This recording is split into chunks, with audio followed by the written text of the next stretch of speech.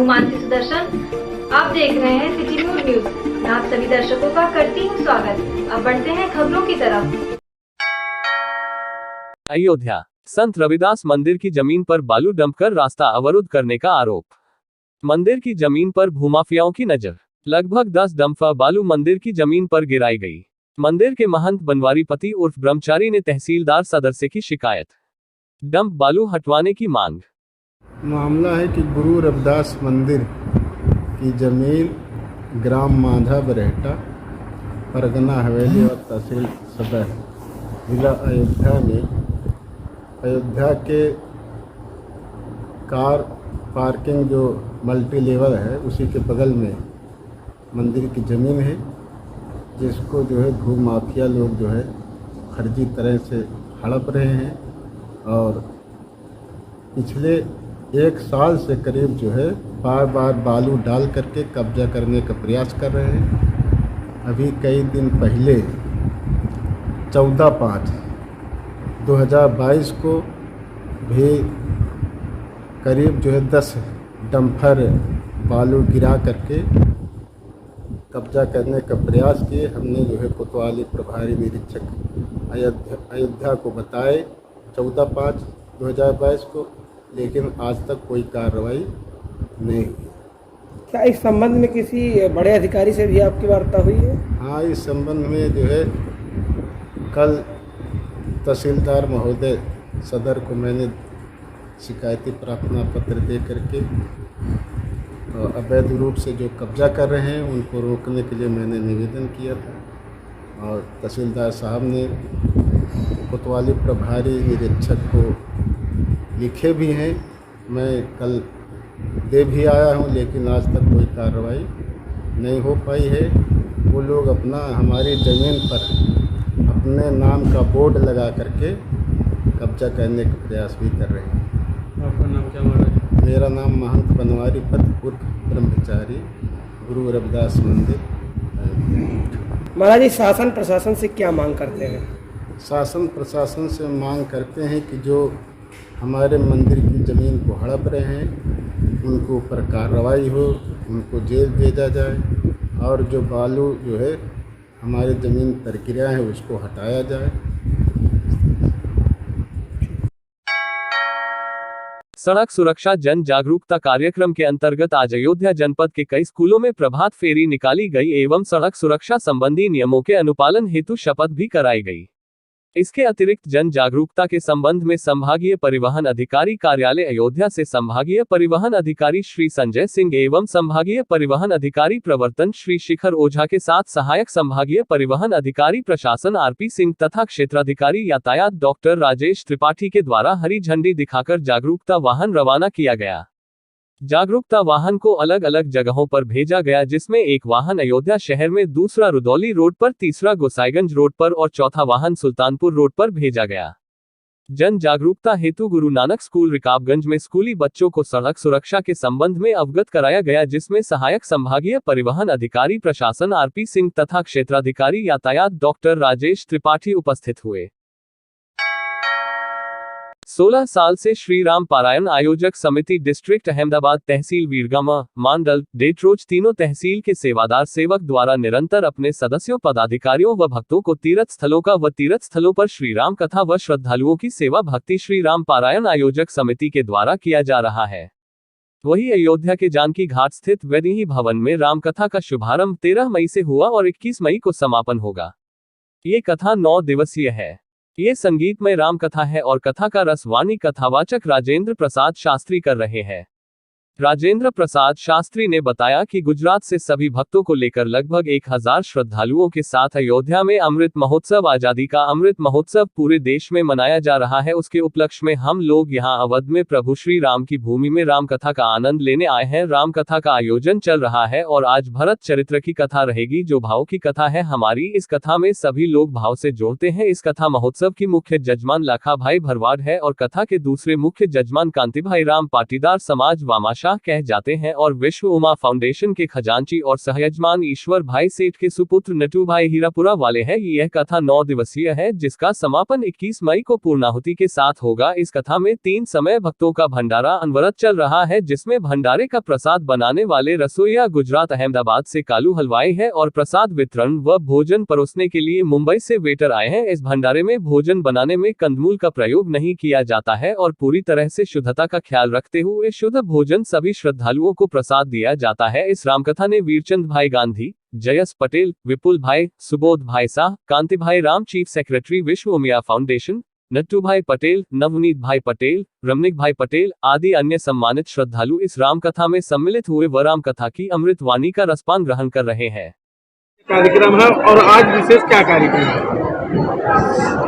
यहाँ पर हम गुजरात से सभी भक्त वर्ग को लेके करीबन 1000 आदमी को लेकर यहाँ अवध में अमृत महोत्सव, जब आज़ादी का अमृत महोत्सव पूरे देश में जब मनाया जा रहा है, उसके उपलक्ष्य में हम यहाँ अवध में भगवान राम की भूमि में राम कथा का आनंद लूटने के लिए आए हैं। आज भरत चरित्र की कथा रहेगी, जो भाव की कथा है। हमारी ये जो कथा है वो कथा में सभी लोग भाव से जुड़ते हैं। यहाँ हमारे सभी सृष्टि दाता हैं जो अपनी संपत्ति इस सत्कार्य में लगाते हैं। इस कथा महोत्सव के मुख्य यजमान लाखा भाई भरवाड़ हैं, विरमगाम के धारासभ्य हैं, और कथा के मुख्य यजमान के रूप में हैं श्री कांति भाई राम, पाटीदार समाज के दामासा हमारे यहाँ कहे जाते हैं, और विश्व उमिया फाउंडेशन के खजांची के रूप में वो कार्य करते हैं। इसका समापन जो है 21 तारीख को होगा। जब चुकादा आया वो राम लला को मुक्त होने का अवसर मिला और राम मंदिर जब बन रहा है, तब आनंद कैसा है कहने का सवाल ही नहीं है। राम मंदिर का संदेश जब आता है, राम मंदिर बनना है, तो सभी पूरे हिंदुओं को अपना मस्तक ऊंचा हो जाता है। और राम मंदिर जब निर्माण होगा और राम मंदिर निर्माण जब हो जाएगा, भगवान कृपा करेंगे तो प्रतिष्ठा के अवसर के बाद फिर से कथा के लिए आएंगे। मेरा शुभ नाम। लोग मुझे राजेंद्र प्रसाद शास्त्री जी के नाम से जानते हैं। शास्त्री है कि नहीं वो सवाल है, लेकिन लोग मानते हैं कि शास्त्री है। लेकिन हम दासानुदास हैं, हनुमान जी की कृपा से। भगवान की जय।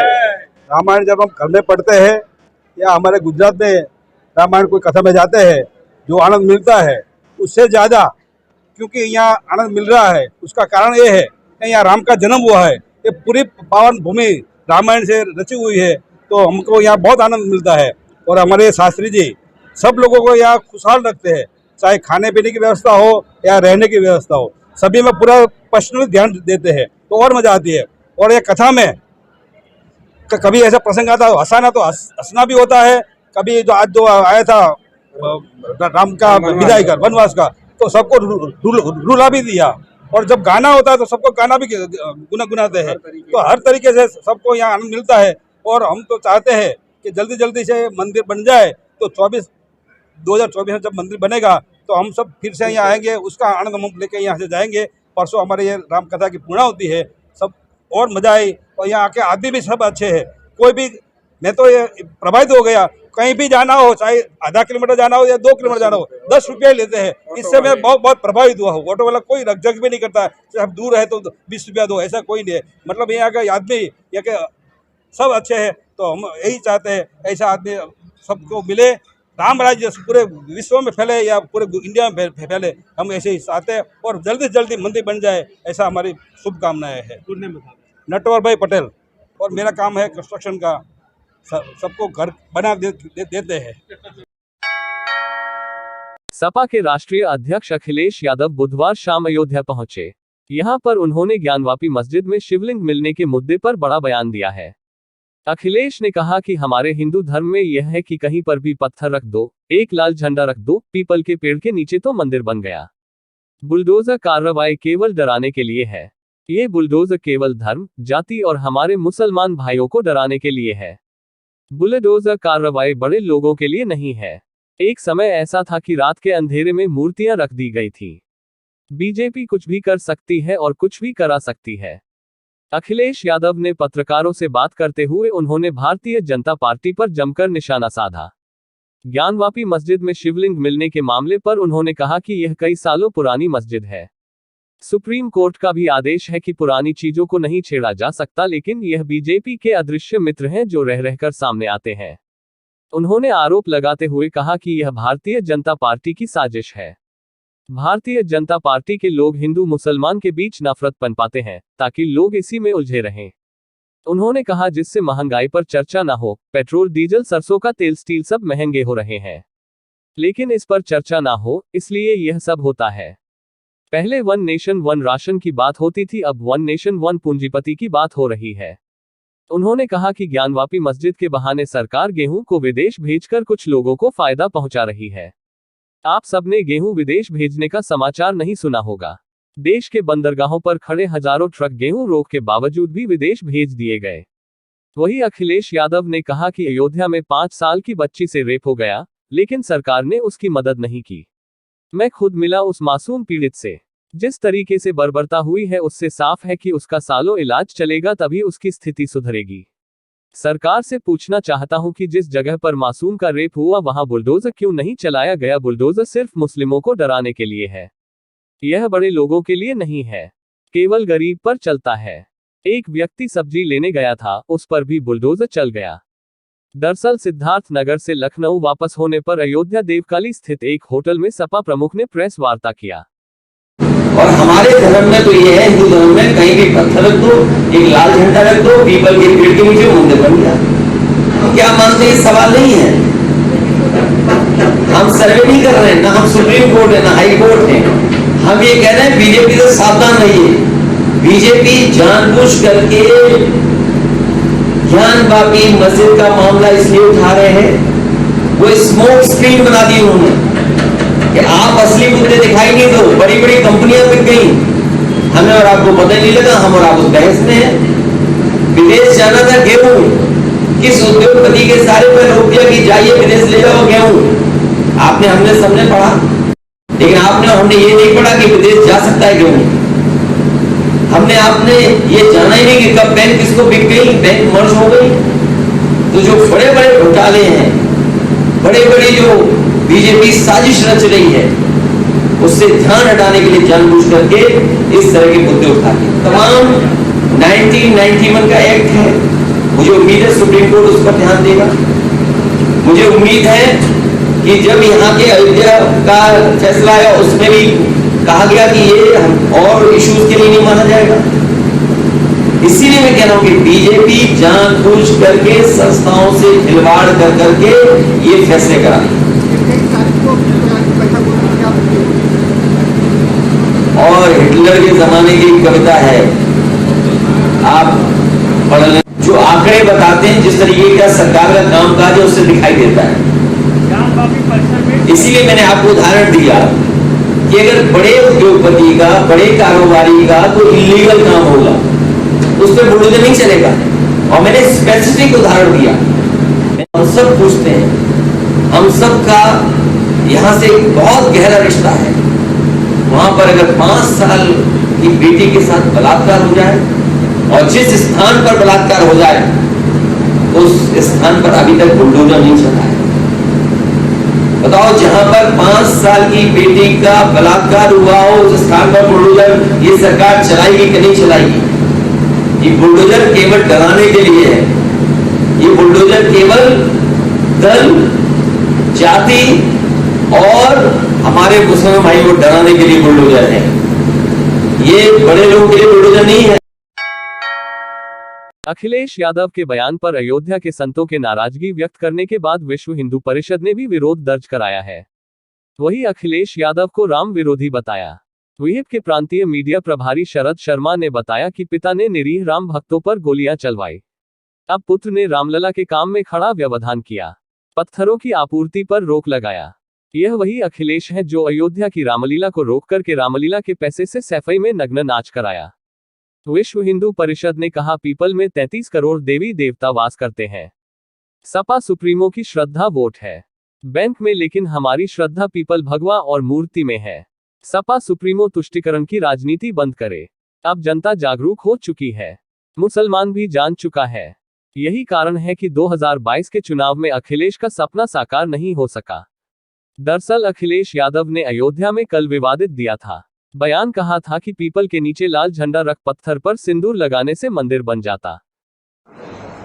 अखिलेश यादव तुष्टीकरण में पूर्ण रूप से अंधे हैं और वह बार बार जो है हिंदुओं की भावनाओं पर जो है घात करते हैं, क्योंकि जिस प्रकार से 1990 में उनके पिताश्री ने अयोध्या को रक्त रंजित किया, यहाँ पर गोलियां चलवाई, निरीह राम भक्तों को मारा।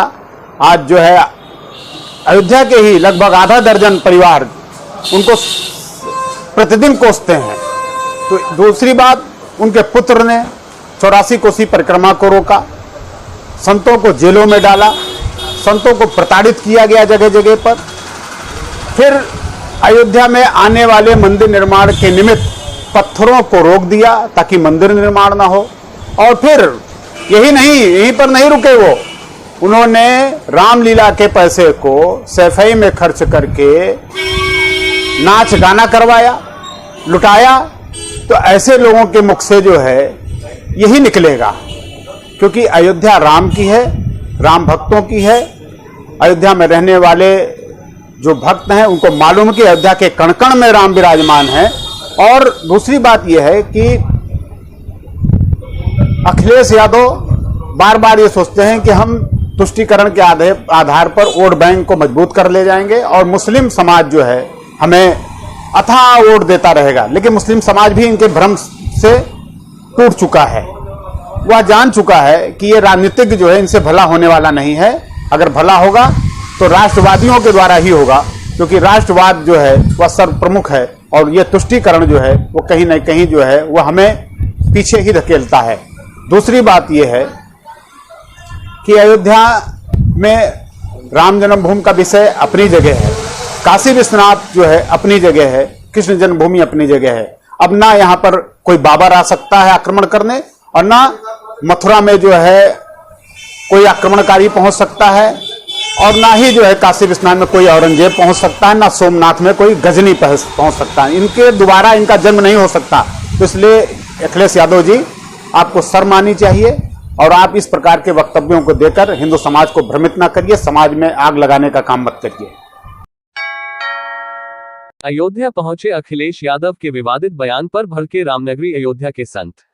अयोध्या में अखिलेश यादव ने अपने विवादित बयान में कहा था कि पीपल के पेड़ के नीचे कहीं पर भी लाल झंडा लगाकर पत्थर रख दो, वह मंदिर बन जाएगा।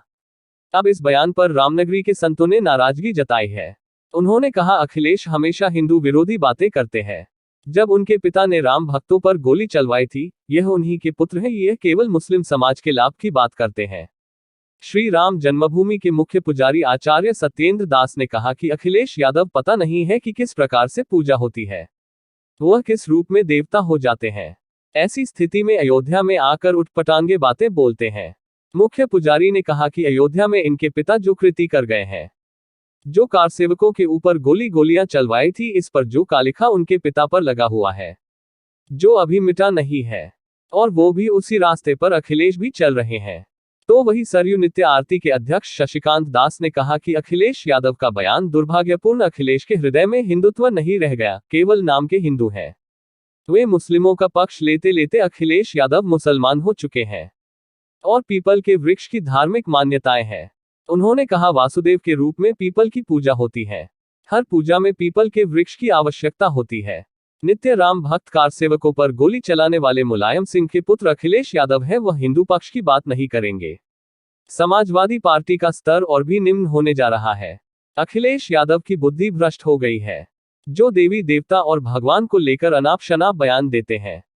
वही गोकुल भवन मंदिर के महंत परशुराम दास जी महाराज ने कहा कि जब पिताजी ने कारसेवकों को मरवाया था, इनसे क्या उम्मीद की जाए। चाहे अखिलेश हो या राहुल गांधी, ये उल्टा सीधा बोलते ही रहते हैं। तपस्वी छावनी के पीठाधीश्वर जगत गुरु परमहंस आचार्य ने कहा कि सपा प्रमुख अखिलेश यादव का यह बयान साबित कर दिया है, वह सिर्फ तुष्टीकरण की राजनीति करना चाहते हैं। उनको बहुसंख्यक समाज से कोई मतलब नहीं है। उन्होंने अपील किया है, मैं जगत गुरु परमहंस आचार्य सनातन धर्म को मानने वाले सभी हिंदू भाई बहनों से करता हूं आग्रह, समाजवादी पार्टी से दूरी बना ले। अखिलेश यादव ने जिस तरह से यह बयान दिया है वह साबित कर दिया है कि वह सिर्फ गोल टोपी ही नहीं लगाते, अंदर से वह हिंदू धर्म छोड़ दिए हैं। इन्हीं के पिताश्री कार सेवकों को मरवाए हैं और देखो राम जन्मभूमि कितना बढ़िया बन रहा है। तो इनसे कौन उम्मीद की जाए? ये हुआ चाहे मिस्टर राहुल जी वो उल्टे सीधा बोलत, गलत है, बहुत गलत। लेकिन मूर्खा से अहरे तो वही चोट पहुंचती है, लेकिन उसको कौन समझावे इनको। साधु संतों बहुत दुख है, ज्यादातर आक्रोश, और ऐसा होना स्वाभाविक। सपा प्रमुख अखिलेश यादव का यह बयान साबित कर दिया है कि वह सिर्फ तुष्टीकरण की राजनीति करना चाहते हैं। उनको बहुसंख्यक समाज से कोई मतलब नहीं है। इसलिए अयोध्या से मैं तपस्वी छावनी पीठाधीश्वर जगत गुरु परमहंस आचार्य सनातन धर्म को मानने वाले सभी हिंदू भाई बहनों से मैं ये आग्रह कर रहा हूं कि समाजवादी पार्टी से दूरी बना लें, क्योंकि जिस तरह से अखिलेश यादव ने यह बयान दिया है, यह साबित कर दिया है कि वह सिर्फ गोल टोपी ही नहीं लगाना शुरू कर दिए हैं, बल्कि वो अंदर से हिंदू धर्म को छोड़ चुके हैं।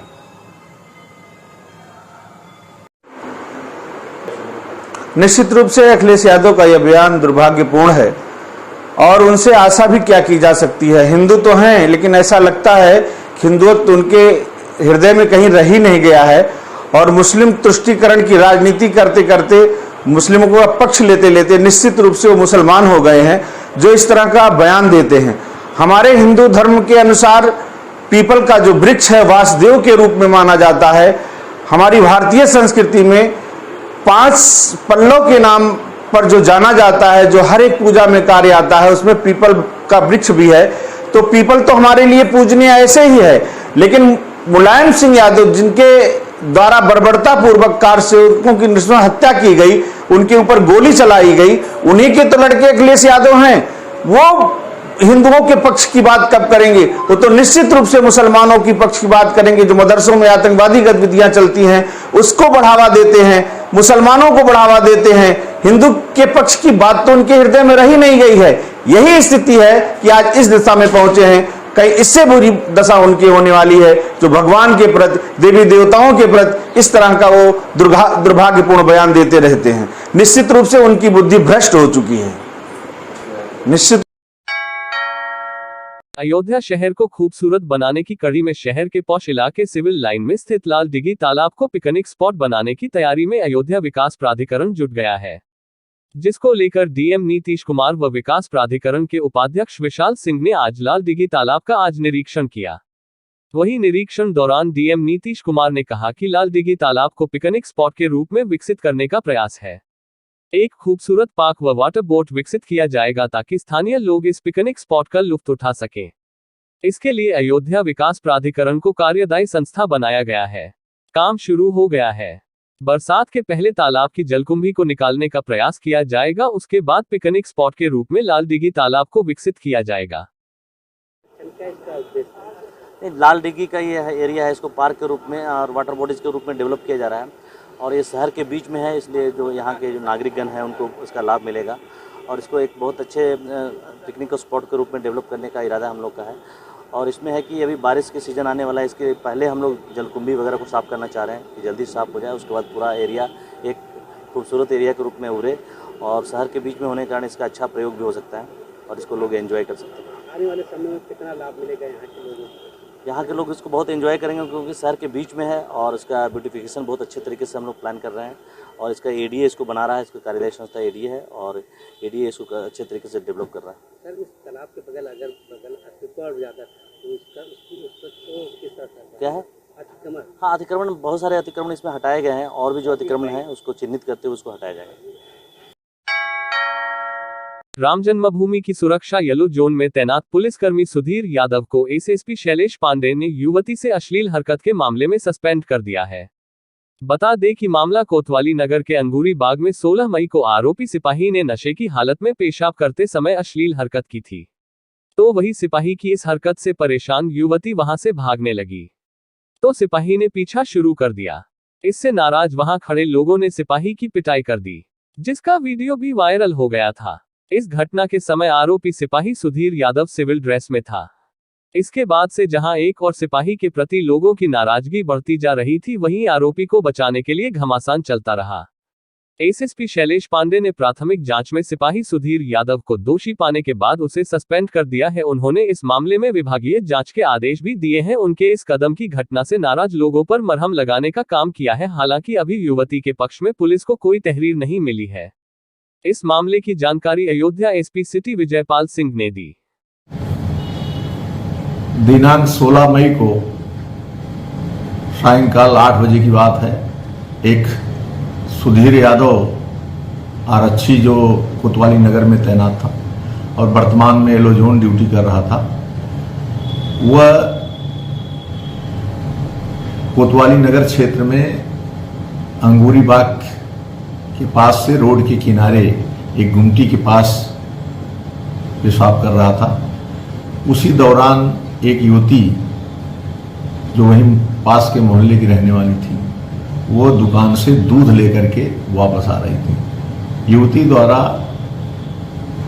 सिपाही सुधीर यादव के विरुद्ध अभद्रता का आरोप लगाया गया है।